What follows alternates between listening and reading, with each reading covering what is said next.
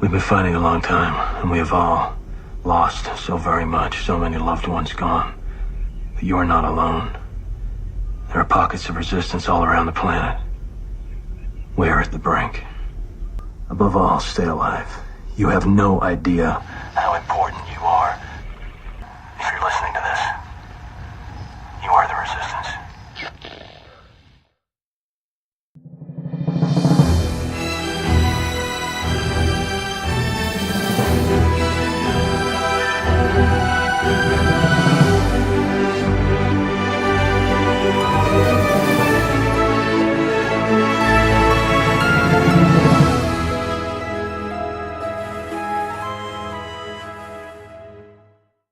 And welcome to episode 8 of the Long Haul podcast. We had a bit of a different intro this time around.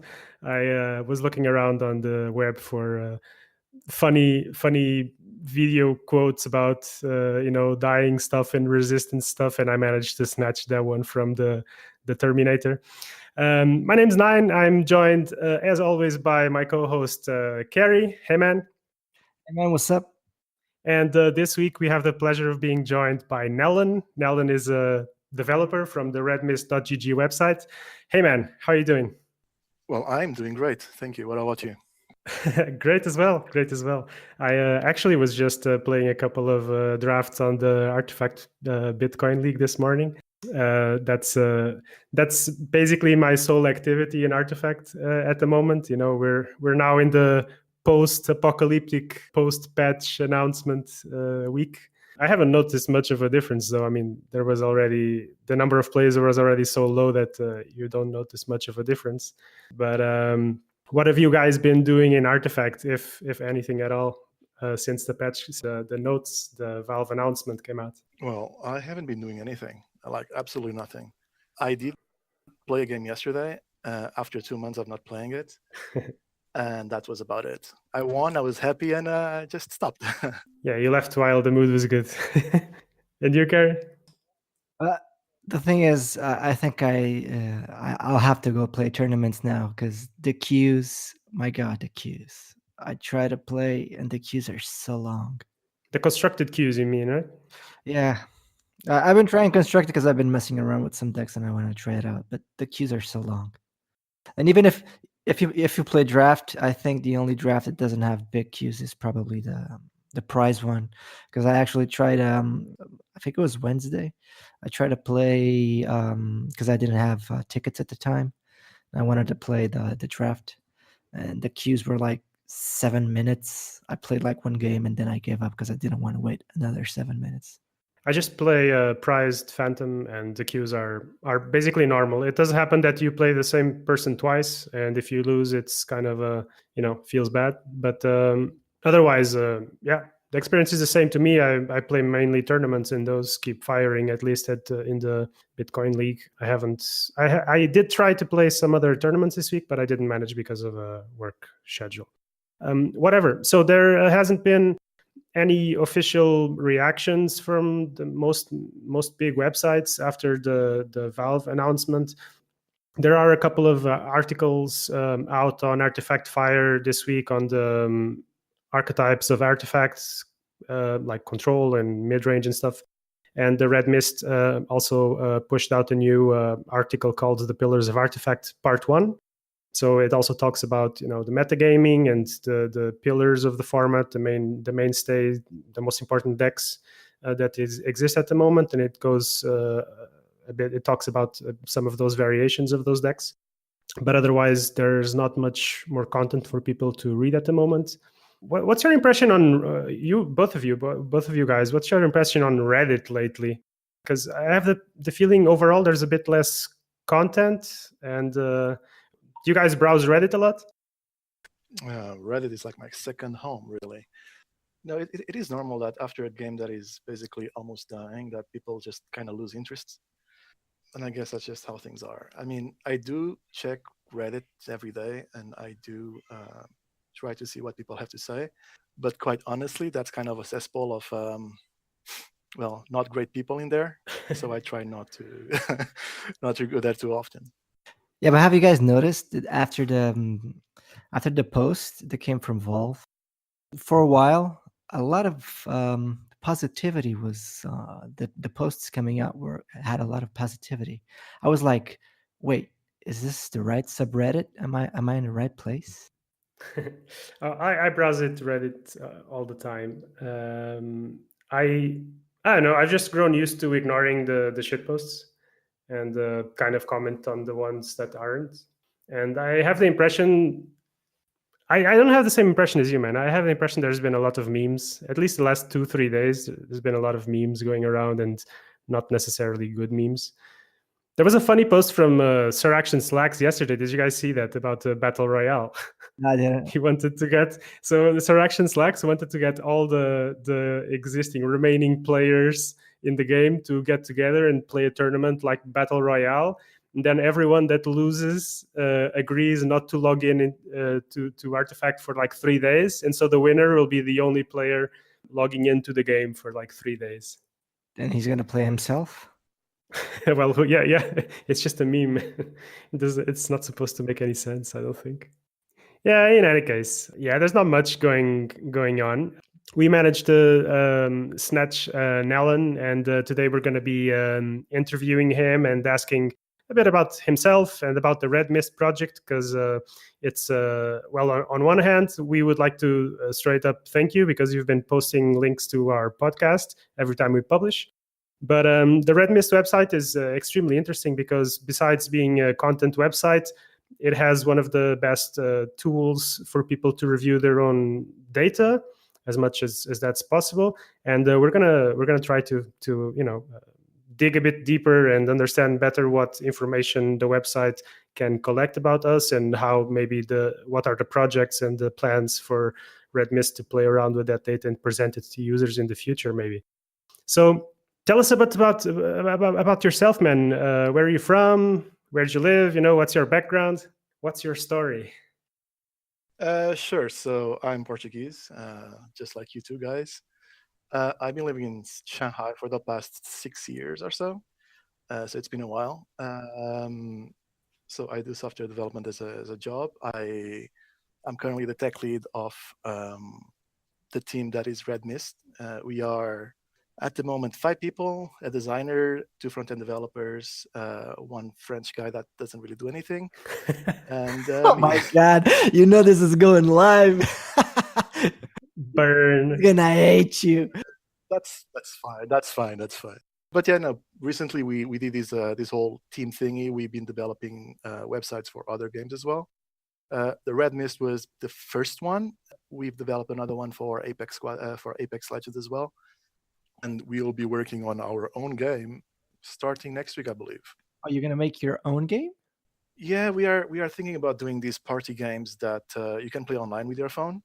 So basically, the idea is that you can scan a QR code or something, and you'll be able to play quiz games and Cards Against Humanity, this kind of stuff on your phone, like in a bar. And then you have like little ladders and all that crap.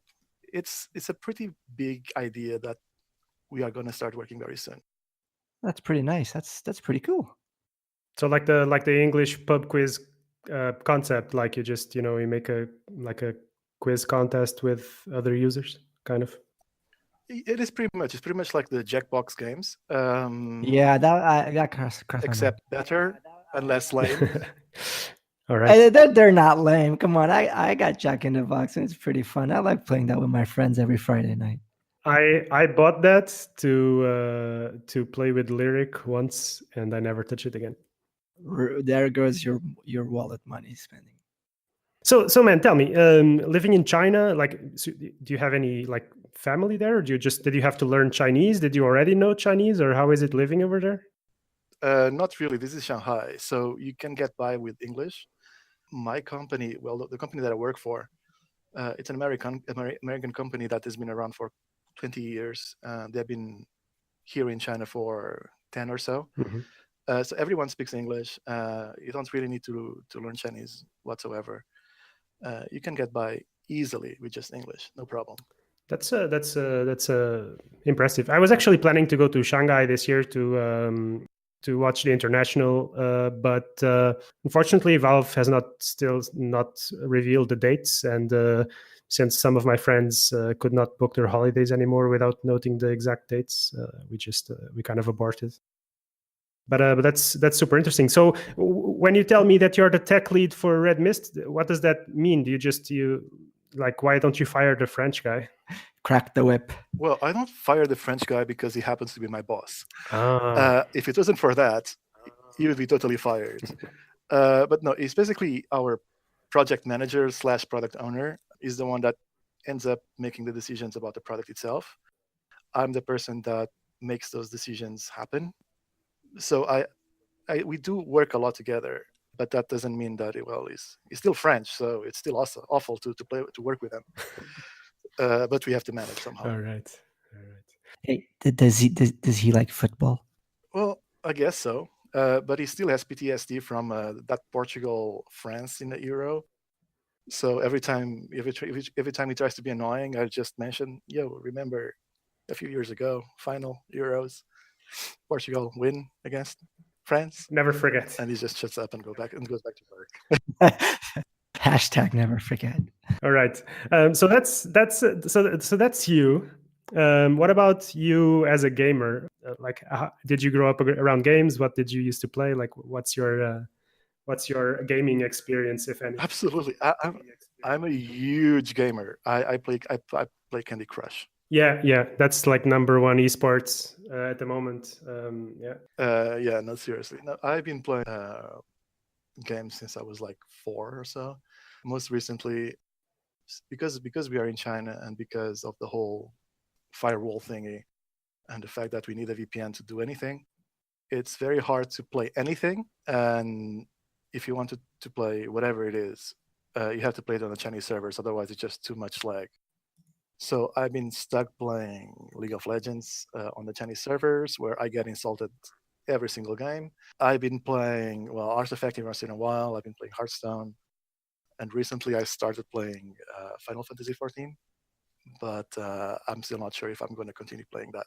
And so before playing Artifact and touching on Hearthstone, are card games something that specifically interests you, or do you have any particular interest in that area, or did you just happen to stumble by Red Mist and developing Artifact related content, or how did you guys end up pushing Artifact related stuff? Well, I do have I used to play Yu-Gi-Oh, mm-hmm. which was an interesting game to say the least. Eventually, I migrated into Magic. Yeah. But I was never very big into those games. I enjoy them. I enjoy to play them every once in a while, but it's not like a thing that I want to be a great player or anything like that. Red Mist originally tried to be. Red Mist tried to be. We were hoping that Valve would allow us to trade cards, which kind of makes sense since it's a card game. And our product at the time, what we imagine Red Mist to be, is a website that would allow you to trade cards with other people. That didn't happen, so we kind of had to what should we do now? We have to think of something else that people or other websites don't do, and do it instead of that. And Red Mist became what you see today because of that. I see. So do tell me, why Red Mist? How did you guys get that name? Where did it come from? I obviously know where it comes from inside the game, but why Red Mist? Everything else was taken. No, seriously. The Red Mist was because we actually, originally the website was supposed to be called Artifactory, but that was pretty lame.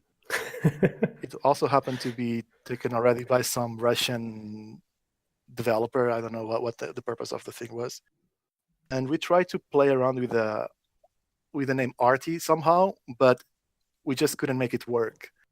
So we were like, let's just pick something that is related to Dota lore and build on top of that. And because there's a bunch of Red Mist cards and but there is a Red Mist faction on Artifact, and we're like, why not? Well, I do think Axe was from Red Mist. He and Sorlakan. Yeah, Sorlakan is supposed to be the leader. Axe is supposed to be some kind of, I don't know, tough play. Yeah, I'm not too much into the lore. I just know those little things from like playing the card game and stuff. Well, I can tell you that Artifactory is some random website that has completely nothing to do with Artifact. But the name was lame anyway, so you wouldn't want to take it. No, it was not that one. There was a Russian one that was they took Artifactory. I'm like, well, whatever. So then we took Artifactoid because we were supposed to be this weird news website. But Artifactoid is already the name of the bot in a Artifact Discord channel. Okay. And we were like, well, I guess we can't do that anymore. Guess it's taken then. Yeah. Eventually we settle on Red Mist. That's just how things are. Red Mist is good though. That's good. Yeah, it's catchy. So we all know that the game is in a weird place right now, but I'm curious. When you guys started the project, you guys had some goals. You guys had some ideas where you wanted to go with it. So what were exactly your guys' goals, and from now on, and the place that the game is currently, where do you feel that Red Mist can go from here? Red Mist right now will not go anywhere. From investment point of view, it doesn't really make sense to invest money and resources and time into a game that is not, well, doesn't really have anything to show for. Like, we can't possibly just like invest more resources on something like Red Mist right now, because there's 100 different games that we can work on right now. That makes a lot more sense. So Red Mist right now is going to be Red Mist for the next couple of months. If something big does come out, then we'll start working on Red Mist again. But we'll still maintain the website, and we'll still do some quality of life improvements here every now and then. But we can't possibly just continue developing for Red Mist. Yeah. That's just the sad reality of it. Did you ever work? Probably not, because you did not mention it. But did you ever work with Valve games before, or Dota specifically? Like, collecting data from other Valve games, or was this something new for you, working with Valve content? Not really. We had a pricing website kind of thing for CS:GO before, but that was before I joined the team, and it was a little bit. It had a really lame name. It was called Steam Beans. And if you try to Google Steam Beans, you are not going to find our website. You are going to find steamed beans. Steam Beans, like literally. So that was kind of a flop. Yeah. So can I recommend that you guys hire someone who knows like how to name stuff? I guess that's marketing related. You guys should maybe consider, Yeah, that came from our marketing department. I see a pattern there. Yeah. Great. All right. And how has it been working with Valve, with Valve's API, like collecting data from Artifact and stuff? So how has it been exploring that, and how do you feel at the moment that you're handling the data? Do you feel like there's still a ton of stuff that you can do, or do you feel like what you've done, kind of does it for now? Or what's your impression of working with the Valve API for Artifact? Well, there is no API. There's well, I guess you can say that there's an API that is related to the cars themselves.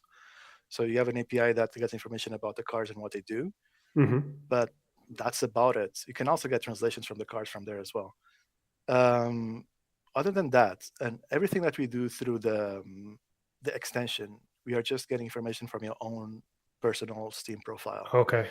There is no API whatsoever. Okay, I obviously don't know. I'm not into programming, but all right. Yeah. So explain how that works exactly. Yeah, you need everyone to log in so that you get the data, and otherwise you can only get card data instead of gameplay data. Is that what it is? Yeah. So basically, there were a couple of scripts that did the same thing, which was to you had to open your profile page to a specific page, and then copy a bunch of JavaScript into your browser, and it would basically come up with the stats for you. So we basically just removed all of that and just basically made it automatic.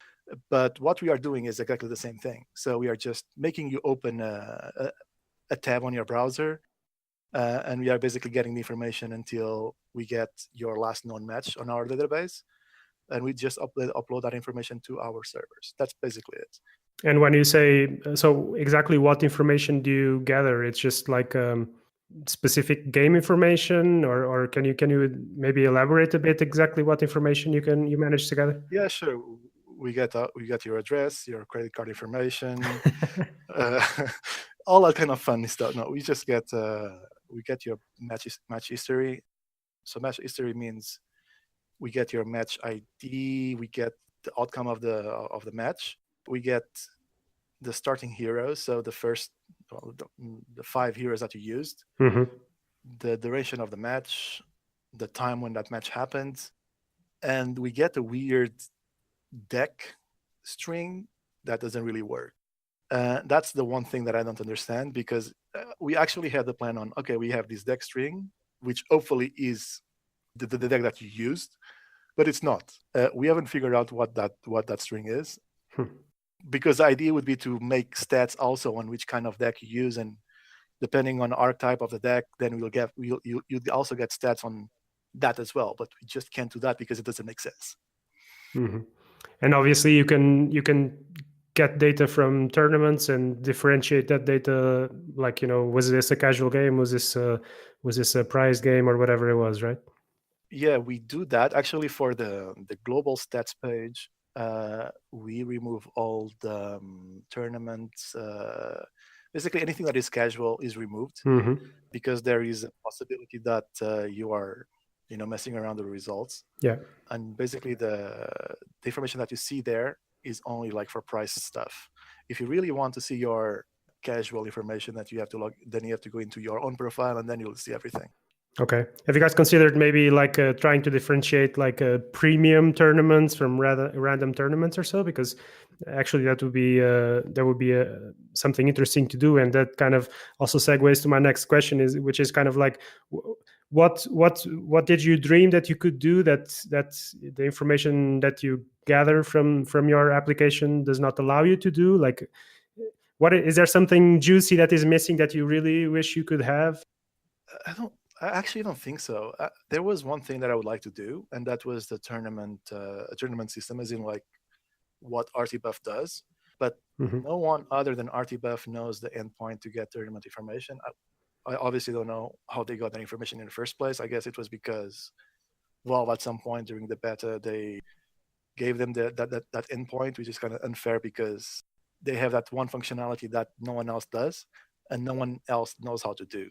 Other than that, okay, we were thinking about doing kind of a matchmaking real ladder kind of thing. But that was when the whole people are quitting the game is dying kind of thing happened, and unless that changes, we you shifted resources to other things. Unless that changes, we are not going to do that for the foreseeable future. Yeah, I already had talked this before with you. I don't know if you remember. One thing I really enjoyed having in the as a tool is when I log in and you put authentication with Steam, would be to see how much money, like your net gain.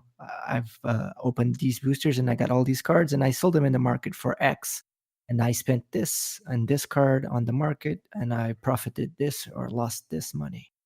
But yeah, I can understand that this time and how the game is, that investing in something like that would be not the right thing to do. I'm pretty sure you can see that information on your own Steam profile page. There's on the same place where you see your... Yeah, but I have to do math. Oh no, that's terrible. Exactly. That is a common complaint. Yeah. But then again, you'll probably be very disappointed to see how much money you spent on basically what is a dead game. So be happy to not know about it. So regarding the latest announcement, as well as the previous patches and so on, like the whole thing that's been going on for the past 4 months, what's your personal impression about how things were handled, what happened, and how do you see the game moving on? That's a complicated question. Only the best questions. Yeah. So basically, it's kind of sad that Valve is giving up after 4 months. I mean, it's obviously not giving up, but they are not really actively doing anything to make it better, at least right now. It would be nice to see something happen, like literally either a new set of cards, something like literally anything, because if they don't, people will not really have any interest in coming back. Because just look at No Man's Sky. It was a game that promised the sky and promised the world, and at the end, it was shit. And basically, the same thing is going to happen with Artifact. Like people are not going to give it a second chance, even though that No Man's Sky right now is an okay game. People are just not going to go back to it. That's just how things are. And giving up on a game right now is just not a good idea. So No Man's Sky is kind of done by an indie company. That's my impression of it. I have not played the game, but it's Valve is such a special company. It's kind of difficult to compare it with others. And obviously they put the last 4 years into this project. Basically, I don't know what I'm trying to say, but kind of how do you see, if you see that Valve, if they put time and effort into it, how do you see them overcoming this? Like how in your view, how do you think that Valve is going to manage to turn this around and make Artifact at least a moderately successful game? Artifact, great again, eh? It's going to be very complicated. People talk about free-to-play. I'm not quite sure if that's the right way to do it because of the whole market situation. But either one of them has to go. Either the market goes and the game goes free-to-play and basically cards have no value whatsoever, which might not be a bad thing, or the price stays and there's a market and basically the whole thing becomes kind of an economy situation. TF2 was with hats. Yeah.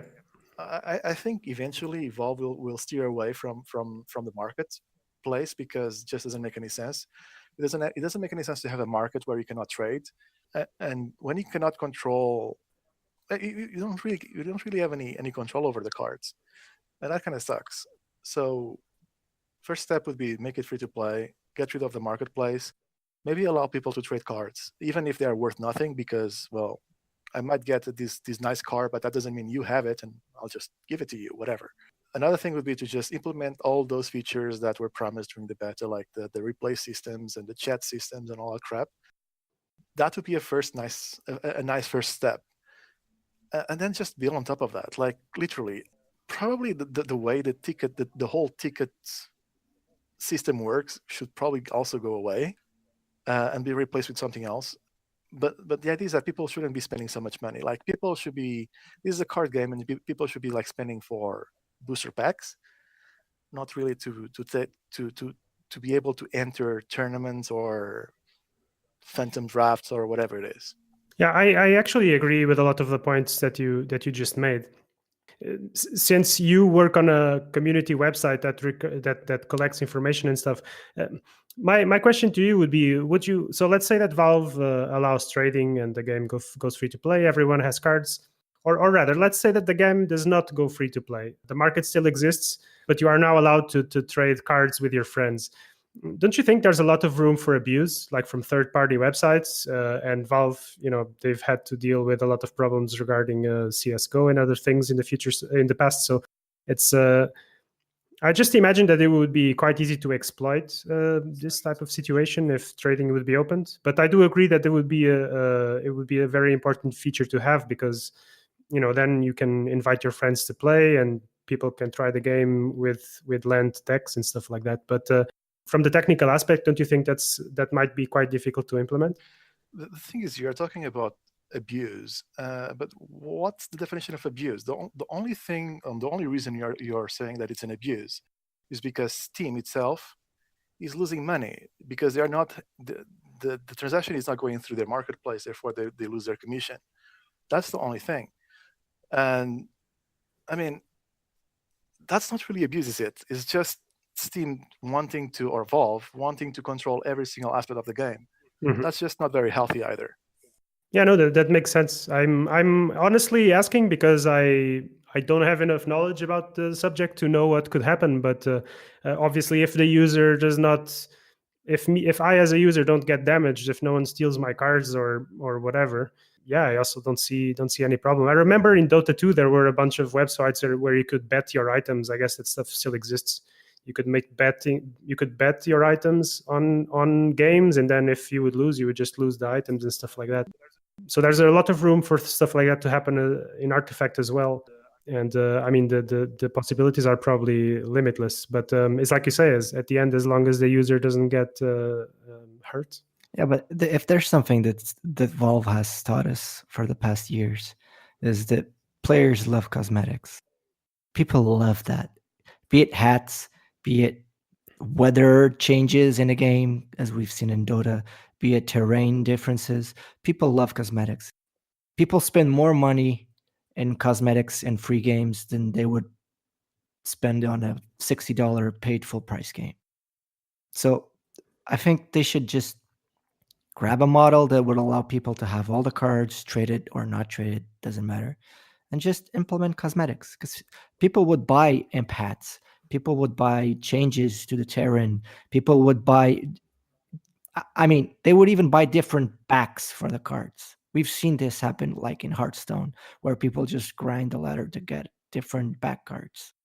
So if Valve taught us, and they were like the pioneers of this, if I'm not wrong, with Team Fortress and eventually Dota, people love cosmetics, and people would spend way more money in cosmetics in the market or in the Valve shop than they would buy, because paying $20 for this game, they would have players have spent like 60, 70, $100 in cosmetics, like people do with Dota cosmetics, instead of just asking for those $20. So I don't think they need to get rid of the market and let people trade cards. Just give everyone cards. Everyone can have the collection, and just then implement foils or implement hats, implement different wings, give imps like fairy dust. I don't give a crap. Just people will buy the cosmetics because people love cosmetics.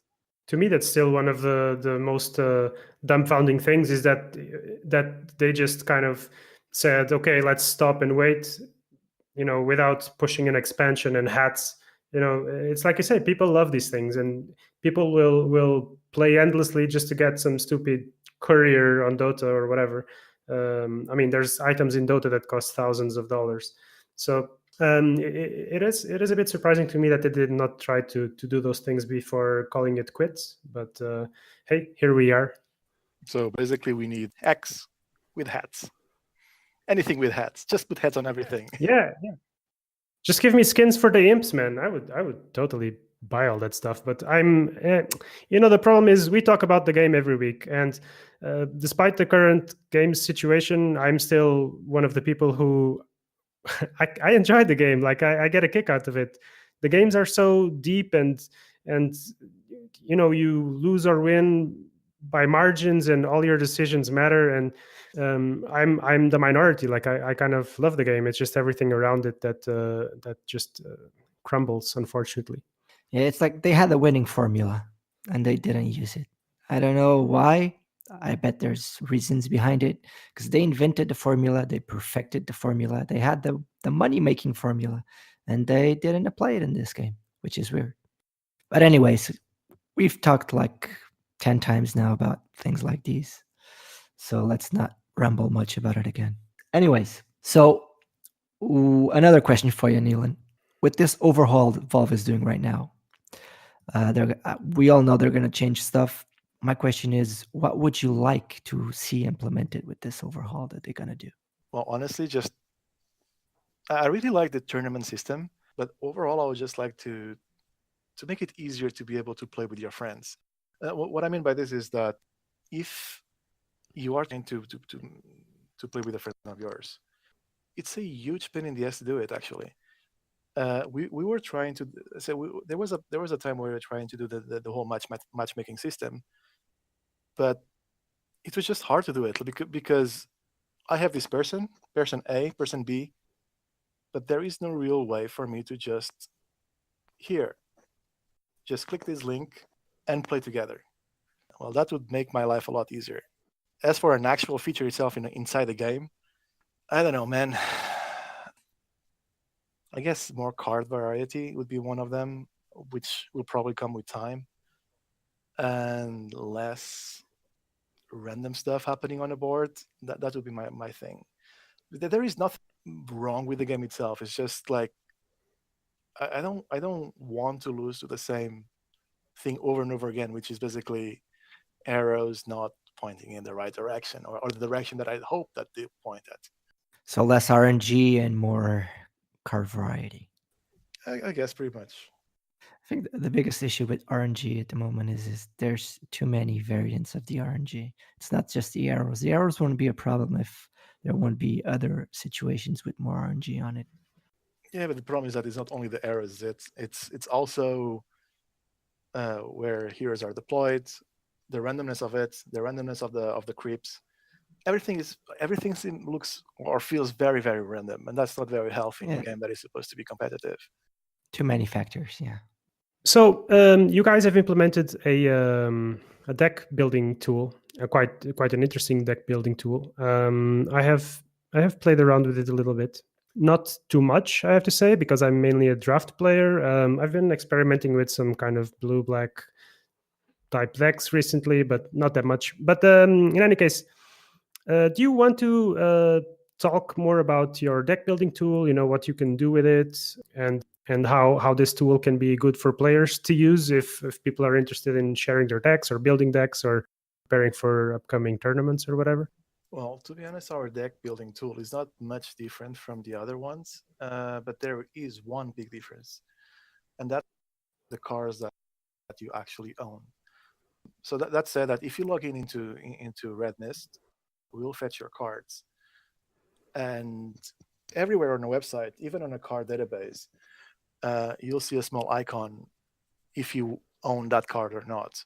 So you can just use the filter to filter the cards that you actually own to build a deck. We obviously also show the costs. You obviously do the same thing that others do, plus this. And I guess that's the biggest strength that we actually have over the others. All right. Did you guys base your tool on other already existing tools, or did you guys just sit together and decide to design it up, or how did you go about it? So we wanted something that was easy. We looked at what is now draw2.gg, which used to be artcraft.gg. Mm-hmm. And while we liked their format or the way that they did the deck building, it was too sluggish. It was very, very slow. It was not very, very responsive, and it just didn't feel right. We wanted something that was easy, kind of like RTBuff, but gives you more information than RTBuff does. And I guess that at the end of the day, we have a designer that is actually really good, and he came with a nice solution for everything. So even on mobile, you'll see a nice responsive deck building tool. I guess that's it. Did you guys ever consider making like a phone app instead of having people use the website on the phone, or is that something that you're potentially considering to do in the future? The deck builder works perfectly fine on a mobile browser, so we'll just keep at it. It's just easier for us to update. We don't really have a good reason to do it outside of our website.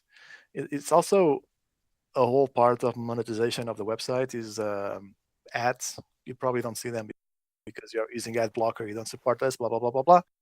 But there are ads, and I mean, having it on the website kind of helps us a little bit, and that's just one way to do it. That makes sense. So, kind of to wrap up the interview, I wanted to ask you about the deck building tool. We've just done that, and you guys basically contacted us saying that you were planning to run a deck building challenge during this month. Do you want to talk a little bit about it, introduce it, and just present your ideas to us? Let the people know. Right. So we are doing a challenge for the, I guess, people that listen to the Long Haul podcast. You can get to the challenge by going to our website. Under the decks, there's a challenge page. It's a $50 Steam Wallet challenge, which you can use any card type, but you cannot use red cards, and you cannot use uncommons, and you can only use cards with up to 5 attack. The idea is that you submit your deck, And later on a later date, we'll do a small tournament, and whoever wins the tournament then gets the $50. That being said, because we want to give priority to the listeners of the Long Haul podcast, when you submit your deck, please write your Discord name on the deck description. So if there's more than 128 submissions, you'll be given priority. Cool. Very cool. Can you tell me why you chose not to include them comments? I was just trying to be 'Cause as he likes to live dangerously. right. I was just trying to make sure that decks that are very, flavor of decks just don't happen. And I guess that was one way to do it. I was just trying to make sure that you don't see stuff like access. I mean, you cannot play red cards, but you just don't see the overpowered stuff. The idea is that you try to build a deck with the limitations that you're given, and that's basically what you try to do. Cool. Okay, so there's a lot of room to make a strange decks here. I expect Burn Melt to submit at least 20 different decks. I can only submit one. Damn it. Okay, sorry, Burn Melt. So there it is, guys. Head on to the redmist.gg website, have a look at their deck builder, and if you're interested, submit your deck, and over the coming few weeks we'll try to see when we can set up the tournament and how many people we have, and you can battle your steaming pile of artifact cards against each other, and the winner at the end will get a $50 Steam card. So thank you very much for coming to share this challenge with us. Thank you very much for your time and for joining us today. And I wish you guys all the best. And I guess your future the future of Red Mist is kind of intertwined with the future of Artifact. So I hope Artifact does well, and that redmist.gg does well as well, man. So is it now that you pay me for the interview? No, that's later. No. We already. All right. Damn it. All right. So that's it for this week. We are planning more content for the next few weeks. So we do not plan on giving up. We're doing this for the long haul. Thank you so much for listening, and we'll be back next week. See you. See you guys until next week. See ya.